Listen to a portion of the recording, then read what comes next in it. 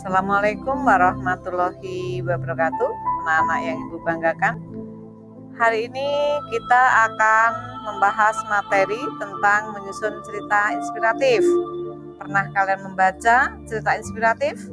Tentunya pernah, tapi mungkin kalian belum tahu apa itu cerita inspiratif. Nah, setelah pembelajaran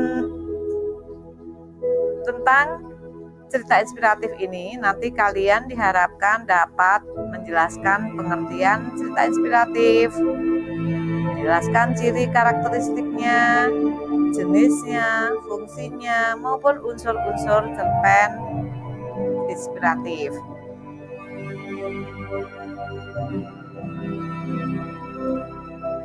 Baik, berawal dari pengertian. Perlukah kita mengenal pengertian? Perlu, karena tanpa pengertian kalian tidak paham apa yang dimaksud dengan cerita pendek.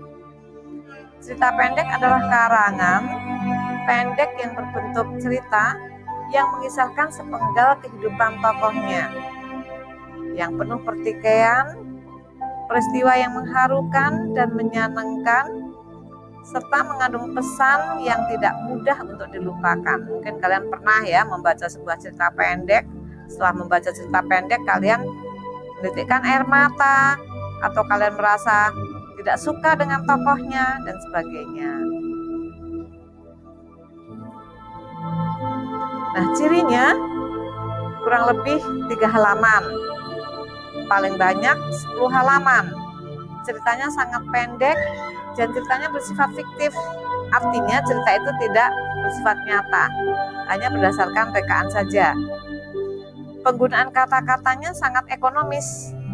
Habis dibaca sekali duduk, penokohannya sangat sederhana, singkat, dan tidak mendalam. Beralur tunggal atau lurus, tidak penuh liku-liku. Kemudian jenis ceritanya, cerita pendek yang memuat jumlah kata antara 750 hingga 1000 kata, yang disebut cerita mini. Kemudian ada cerita cerpen ideal, yaitu 3000 sampai 4000 kata. Dan ada cerita pendek tapi panjang mencapai 10.000 kata. Bahkan sekarang yang lagi muncul, yaitu ada yang disebut dengan pentigraf. Cerpen 3 paragraf, jadi kalian cukup 3 paragraf saja membuatnya. Mungkin ini yang paling mudah bagi kalian untuk belajar menulis sebuah cerita pendek. Nah, nanti kita akan mencoba membuatnya. Kemudian dari teknik mengarangnya ada cerpen sempurna, ada cerpen tak utuh. Cerpen sempurna mana terfokus pada satu tema dengan plot yang jelas, plot itu sama dengan alur yang jelas, dan memiliki akhir cerita yang mudah untuk dipahami.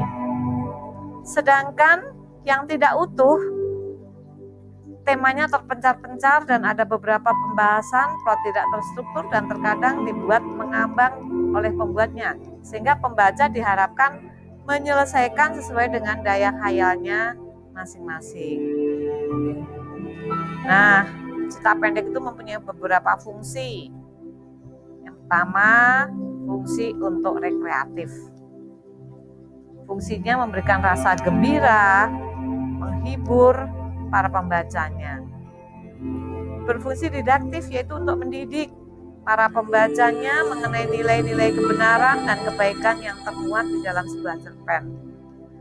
Yang ketiga, fungsi estetis untuk keindahan, memberikan keindahan bagi rasa pembaca dengan karya sastra cerpennya. Ini nanti bisa dihubungkan dengan majas yang digunakan. Kemudian fungsi moralitas, yaitu memberikan pendidikan secara moral tentang baik dan buruk sesuatu. Kemudian ada fungsi religiusitas, yaitu yang berkaitan dengan keagamaan. Mungkin itu yang hari ini Ibu akan berikan materinya. Untuk lebih jelasnya nanti kita akan berlatih sesuai dengan buku yang ada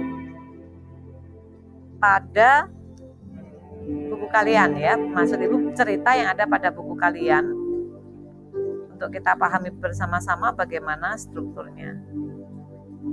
Nah, ini materi hari ini Ibu cukupkan sekian. Nanti kita langsung berlatih melalui WhatsApp group.